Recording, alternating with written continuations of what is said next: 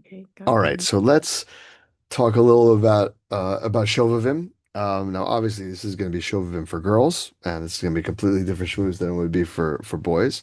But there is an Indian for Shovevim for girls as well. You may have heard the phrase thrown around. Shovevim, just to tell you exactly what it is, Shovevim is an acronym. No, really, I take it back. Really, the pasuk says in Yirmiyahu in Perek Gimel pasuk Chav Beis, "Shuvu banim shovavim." Right, return my I don't know wayward sons or whatever you want to call it. Shovavim like leshuv lashon of tshuva. It's also though an acronym for the parshios that we're in right now. It's right. Shmos va'era bo b'shalach yisro mishpatim. That's shovavim. Right on a leap year we add truma and tetzaveh as well. And in the past, 500 years or so, right, there's been this kind of Hasidic movement. Earlier Sfarim talk about fasting every Monday, Thursday. Um, all of them talk about doing tshuva, right? Many of us, people talk about shuvim don't really fast anymore, but maybe Sharm they do, I don't know. But meaning the old Sfarim talk about fasting. They talk about doing tshuva. And it's quoted in the name of the Arizal. I haven't seen it in the Arizal's writings. I don't really have much of the Arizal's writings, but I've seen quoted in the name of the Arizal and Sefer in Sfarim like Nesiv Shalom talks about it, and the Shla, the Shnei Luchos Abris, the Maharil, right? A lot of it is quoted in pretty prominent Hasidic Sfarim. Exactly what's going on, it depends on your level of taste for Hasidic and Kabbalistic explanations. I saw one explanation in the name of the Shla that says that this is the time of the realignment of the lunar calendar with the solar calendar, right? Technically, right, if it's a leap year, right? So it's a time of realignment, which is like tshuva, which is sin in general, realigning ourselves with what we're supposed to be, so that time and soul are realigning. Okay, Seder. I saw another also in the Shla elsewhere that he quotes says basically that the Arizal said that there's a secret, right, of 40 days, and the Shuvu Banim Shovavim, right, return to the Kedusha, etc.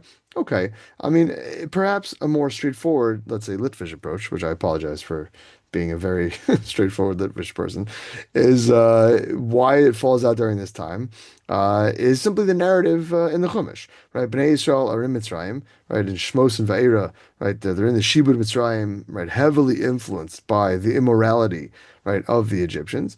Then during these parshios, right, there's a process and a change that happens, right? Va'era bo, like I said, Shmos Va'era, right, still in Galus, Bo B'Shalach. There's a geula, there's a redemption, right? And then Yisro Mishpatim, right? There's a Kabbalah Satorah, right? There's the story of Bnei Yisrael going from the 49th level of Tumah all the way to the highest. And we kind of want to parallel that, right? And mirror that process. And Rizal, again, is quoted in the name of Rizal that there's a klalu prat, that there's a general, right, kind of national, right, journey from this, from Tuma to Tahara, and each individual also, right, so there's a prat, right, each individual as well, right, has this experience as well, right, we're all meshubed, we're all slaves, as it were, in some form or fashion, right, to foreign ideas. And then when we do tshuva, right, there's some sort of geula, there's some sort of redemption, right, you're able to break away from that a little bit. And then finally we get to a Kabbalah Satorah. Each person has, right, their own, right, Kabbalah Satorah. And that's kind of what we're trying to do during this time. And again, it is a different shmooze, right? For men it is for women. For men it's about Shmir Einayim, right, and other things that we don't need to discuss. But for girls, really, it's a shmooze about tshuva, right? It's a time to reconnect, right, during the winter months that are far from Rosh Hashanah. Doesn't have much going on. Right, there could be used for Shmir Sinai as well, but I would argue, right, it gives a person, right, the opportunity to kind of work on yourself, right, day in, day out, right, without the interruption of a holiday or a fast, right, or something to break that ritzifos, that's something to break that monotony of the day to day, right? You have a good stretch here between Shmos, right, and either Mishpatim or Truma Tetzaveh, right, that you can kind of continue and sit and work and plug, and the weeks are just the same over and over and over. And I would argue that when you combine and you have this run, right, of open space, really, to where you can kind of really sit and really stack wins, spiritually, right? Then you can build something special. And you see sources like this, right, all over Chazal. We'll just mention a couple of them. Gemara says in Megillah, right, that when there are two, again, just around this time, right, when the Gemara says in Megillah, when there are two others in a leap year, right, so there's a debate as to when Purim is. Right? Do you do Purim in the first Adar or do you do it in the second Adar? Now you may remember that you do it in the second Adar, but that's Machlokes in the Gemara. The Gemara says you might think that you should do it in the first Adar because in Mavir and Al Mitzvos, right? You shouldn't pass up the opportunity to do a mitzvah. Or alternatively, and this is how we paskin, right, that you might think that you should do it in the second Adar because the phrase is mismach geula legula adif, that you should connect the two redemptions, the two geulas. You should put Purim and Pesach back to back. Because again, the Chazal, the Mussar, Chachamim, right? They having a break between two periods of growth of redemption, right, is not ideal. It's very right. It's often much better to stack right those two things back to back, and that's in fact right how we paskin that we do Purim and Pesach right next to each other, right? They're separated by 30 days. 30 days before Pesach, we're supposed to be learning the halachas of Pesach. Many people have the minhag to read, to learn some Hilchos Pesach at the Purim Seuda, right? Those two, right? We want to try to connect those two, stories of redemption. Rav Chaim Shmulevitz writes in Parshas Shovevim that the halacha is that the king has to wear a sefer Torah on his arm. Pasuk says, "Vayisa imo v'karabo kol yimei chayav." Right, laman yilmad liyiras Hashem Elokav. Right, he has to have it with him all of his days, right, so that he will learn, right, to have fear of Hakadosh Baruch Hu. And the Indian is that all of his days. I mean, he has to wear it on his arm. He had a little tiny amulet, perhaps on the side of his on his arm. Right, again, the emphasis is right kol yimei yamav, all of his days, right, so that you'll learn to have yiras shamayim. Mesilas Yesharim writes in Perek Chavei, in Perek Kinyan Ha'ira, also that Hesach Hadas, kind of having, having your mind deviate, right? Having how do you translate Hesach Hadas?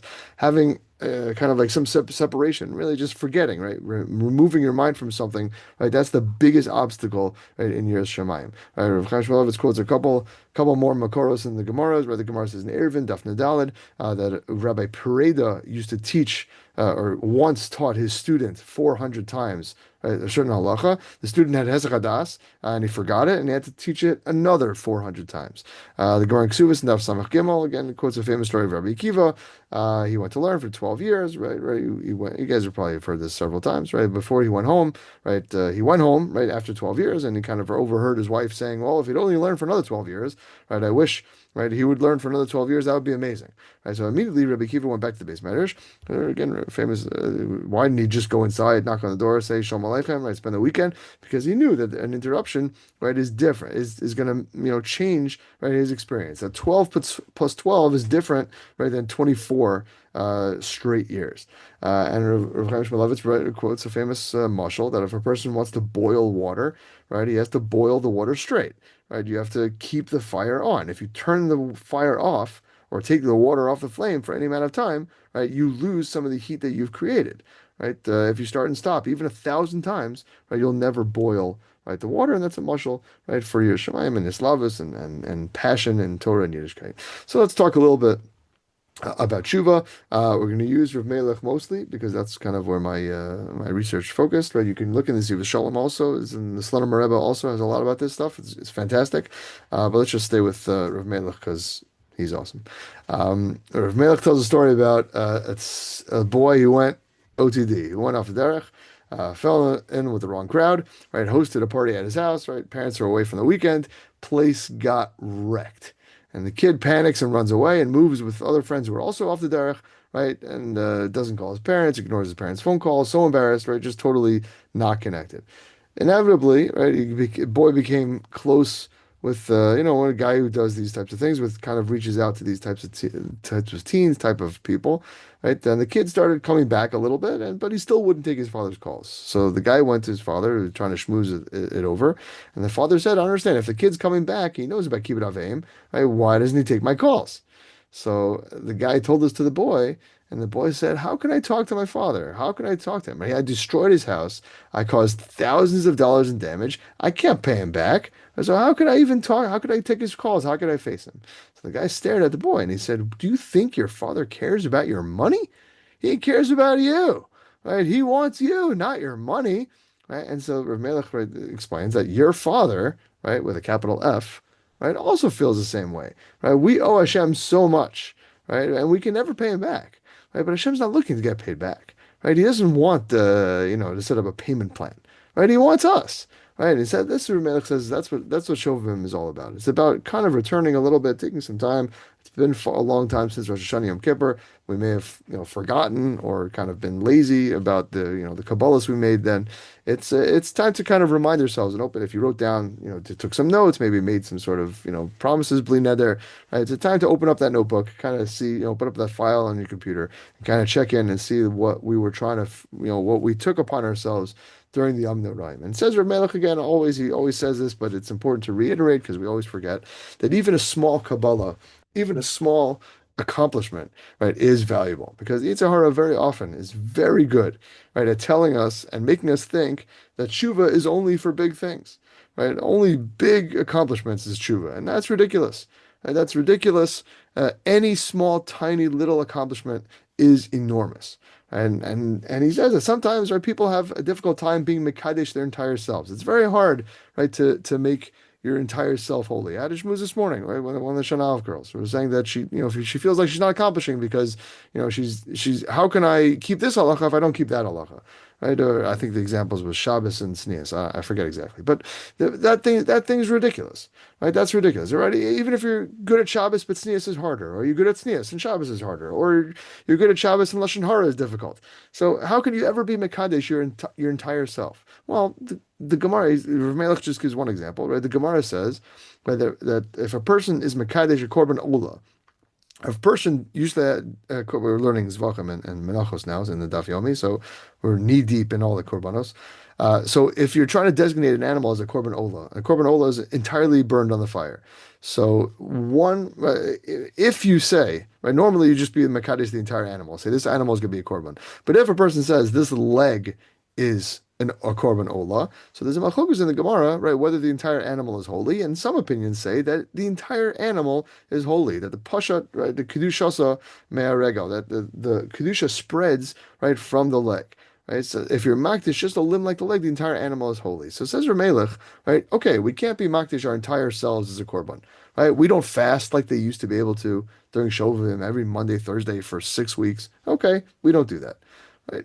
But we could do something less, right? We could do something little, right? Again, if whatever you're struggling with, right? If you keep tznius but you're struggling with lashon hara or the reverse, right? Tznius is hard, but you're able to watch your mouth, whatever it is, right? So be mekadesh your mouth.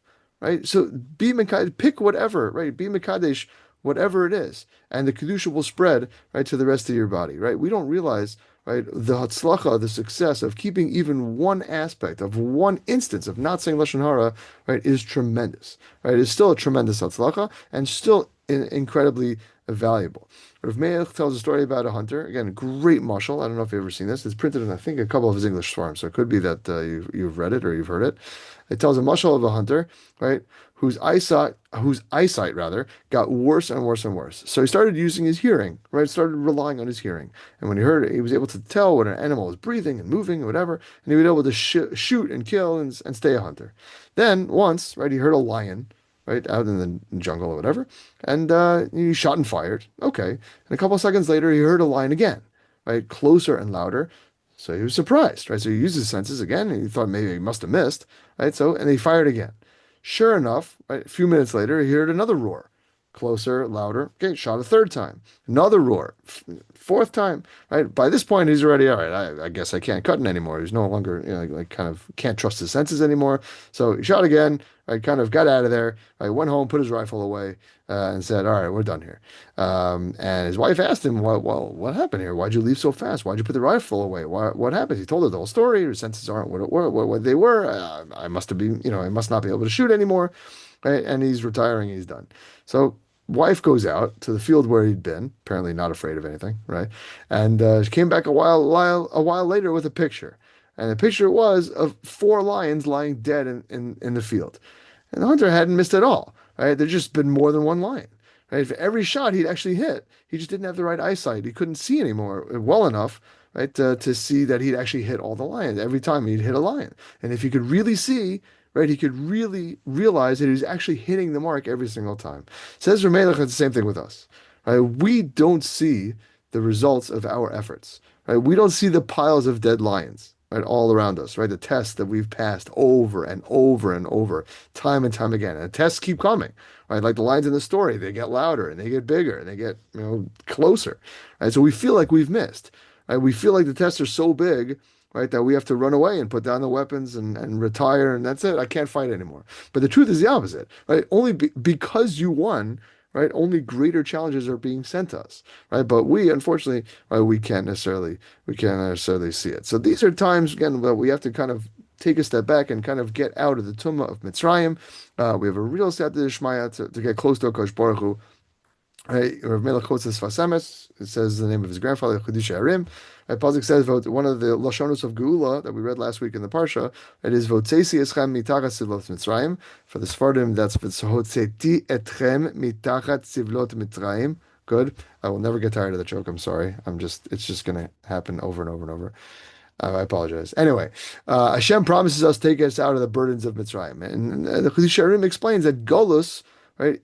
One of the aspects of Golus, right? Not all of them, but one of them is that a person is used to living under the rule of oppressors, meaning that a person is used to their terrible situation, right? And the secret to redemption, right, is no longer being okay with living that way. Right? V'otzeti, Hashem will take us out from underneath the Sivlot Mitzrayim, the oppression of Egypt. And once you're out, says the Chiddushei Harim, that's the beginning of Geula. The beginning of Geula is to realize you're in a bad place, right? And start getting yourself out of there, right? Rav Chaim Shmulevitz wonders when the pasuk says, right? There's a pasuk in Nitzavim, right? The pasuk in Nitzavim we quote all the time. Yom Noraim Torah. Pasuk says, "Ki mitzvah zos lo rechukahi." This mitzvah is not far from you, right? I'm not going to quote the whole thing, but beficha bilvavcha laso. So, right? It is in your mouth. It's in your heart, right? To do it, right? It's not in the Shemayim, right? It's not in Me'evei Layam. It's not far from you. It's very close. And the Machokas and the Rishonim is what mitzvah are we talking about? Pasuk says this mitzvah is very close to you, and the Ramban says that we're talking about tshuva. Right? They're talking about tshuva. And Rav Chaim Shmulevitz wonders over there. I understand if tshuva is as easy as the pasuk says. Right? That's what the pasuk says, right? Tshuva, if it's this, that's what we're talking about. This mitzvah is very close to you. It's not far away. So why doesn't everybody just do it if it's so easy? So Rav Chaim explains it's this exact nakuda, that yes, technically tshuva is not hard, but human nature is such is that people get used to their situations, right, as lousy as it may be, and they don't necessarily feel a need to get out of there. Right? For example, let's say a person gets thrown in jail, and like God forbid, in like China or whatever, and in one of these, like kind of like you guys saw, I assume one of the Batman, whichever Batman it is that he gets thrown in jail, yeah, whatever it is in like China, maybe it's the first Batman Begins, maybe. Also, the last Batman, also maybe. Whatever. He's in jail a lot. Talkless, you get thrown in jail in China, and the first day is legit shell shock. Right? You're sleeping on mud. There's cockroaches everywhere. It's Gehenna. Right? And Gehenna continues for the first few days, right, and weeks. But after a week, right, all of a sudden, right, maybe the guy can stand it a little bit. He knows what to expect, right? A little bit later, right, a little bit more, right? By the fifth day, sixth day, seventh day, eighth day, by the time 2 weeks roll around, he doesn't have anyone to talk to, right? But now he starts talking to the cockroaches, right? At least he's got some company, right? And in a month, if a month into his captivity, right, an exterminator would come and kill all the roaches, the guy would be frantic. That's his only company, right? Don't kill the roaches. That's all. I have, right? That's what he would scream. Whereas a month ago, he would have paid for the exterminator himself. Right? So says Rav Chaim, right? That's why tshuva is so hard, because we're just used to scrolling through like naked TikTok and Netflix and talking Lashon Hara, and we don't even see the need to pull ourselves out of the dirt. Right? We're just talking to our roaches. Right? We don't see the need for an exterminator. Right? If you'd be shown a picture of yourself, not you, if this person who's just stuck in the mud would be shown the picture of themselves, how dire and bad their true situation was, then they would feel differently. Right? You give a homeless person a mirror, right, and show him a video of what his life could look like and what his life looks like now. So maybe he'd agree to a haircut and a job interview, obviously assuming he's not on meth or whatever, right? Assuming he doesn't have medical issues and mental whatever. So tshuva isn't technically, says Rav Chaim Shmulevitz, that hard. What's hard is getting yourself to the point where you think that it's necessary. Right? As again, it's a mashal used all the time, but after all, like when a person realizes, God forbid, that they chas v'shalom, that they needed some sort of procedure for an illness or an injury or whatever, like lo aleinu b'lei ein hara, all the things, right? So that person is fully on board, right? Even though there's real potential pain that comes with such a treatment. That's a trick, says Rav Chaim, that we need to be able to see that we need to do tshuva. That we have to be able to see where we're holding, and that there's so much more that we could become if you just open yourself right to the possibility. This is exactly the same inyan of the Sfas Emes. The first step for Geula is realizing right that you need to get out. And Rav Melech quotes Yaakov Kamenetsky, who wonders in Emes Yaakov, right, what the point was of the 3 days. Ever wonder that? Right? Moshe comes to Paro, and he doesn't say, "Let my people go." Big misnomer. Big misnomer. Moshe never says, "Let my people go." He says, "Let my people take a 3-day vacation in the desert." That's what he says. Right? Nelech shloshi yamim b'midbar. Like what? Like what? Well, that literally butchered the entire thing. Like, it doesn't sound as good in Hollywood, but that's Moshe never says that. He says, "I want 3 days." What's 3 days? What would 3 days accomplish? So he says exact same idea, right? And Paro knew this, and this is why Paro wouldn't let them have 3 days, right? The second you get out of that situation, you start realizing, hey, what's going on over here, right? The second you breathe that free air and you're free of your influences, you realize you were actually stuck in the muck. And says Rav Melech Seo Chashav, right? Even a few days, right, of Tara, of purity are, and how much they can help. Right? This is again also to fight the Yetzer Hara. Yetzer Hara very often says, "Who cares if you keep this mitzvah once? Right? You're just going to be going back to doing the Avera soon afterwards." And he might be right. He might be right. Whatever you're working on, Yetzer Hara always at some point will be like, "Who cares if you just keep Shabbos once, or don't say Lashon Hara once, or dress tznius once, whatever it is." Right? He might be right. You might go back right back to that. But that doesn't mean that the one time you keep that halacha, the one time you refrain from that avera, or the one time you do that mitzvah, that doesn't mean it's not valuable. It's eternally valuable. And who knows? And maybe if you stay away from, this bad influence once, or, you don't go to town once, or you don't, go on your phone on Shabbos once, whatever, not for you guys, but for everybody else listening, right? So maybe then, yeah, you'll realize, hey, what the heck, what was I doing? Right? Maybe they'll realize that, oh, maybe they won't go back to this Avera, right? Or maybe you'll continue doing this mitzvah, right? So even after Shovevim, right? Even if, again, this is the same shmooze you have Yom Noraim, right? When we do during the Seres Mechuva, right? Oh, why is it so great to take on something for a week, right? Why does that help, right? You'll go back to doing it. Yeah, yeah, you're not gonna, the example they give in Yom Noraim, what the Mishnah Berurah writes is you keep Pas Yisrael, right? What we don't, like Jewish bread, like what it's just a little tiny thing, right? So that's the idea, right? Just a little tiny thing, right? All you need, right, is to shoot yourself up again. We've given the elevator muscle a million times. I'm not going to do it again. I just push one button that can take you 100 floors. That Rav Melech says also. But even if after Shovevim you'll go back to doing whatever you're working on, it's still valuable, right? To do the mitzvah or avoid the avera during Shovevim, right? Even a temporary tahara, a temporary purification, still purifies a person. It gives you a chance to breathe the fresh air, to use to breathe the free air, right? To use the muscle of the Jews living in Mitzrayim, right? To kind of reset yourself and kind of realize, oh, maybe what I was doing wasn't so great, and kind of get you out of the situation you were in.